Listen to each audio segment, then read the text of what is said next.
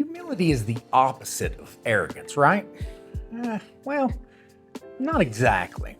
The Jewish self-improvement practice of Mussar teaches us that our soul traits are on a spectrum. Our soul traits are things like arrogance or compassion, patience, kindness, those kinds of things. They're not black and white. They are on a linear spectrum with different degrees within them.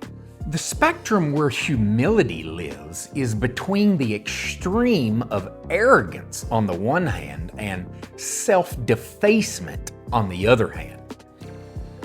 Between those two extremes, you find humility and pride, or we'll call it self-esteem. On the one extreme of arrogance, this person takes up more space than they should. They end up suffocating the people around them. On the other hand, however, the self-defacing extreme, that person shrinks from everything. They try not to take up any space at all. But that's not humility. That's actually unhealthy.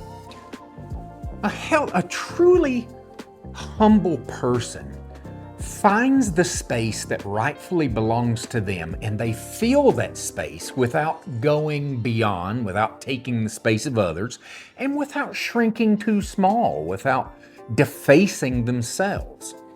So they find the space that works for them, and they fill that space. And this role may adjust as you put on different hats in life. For instance, you may have a judge in a courtroom who runs the courtroom with a rod of iron, but once she goes home and has dinner at the local restaurant, she shouldn't be in there trying to run the restaurant.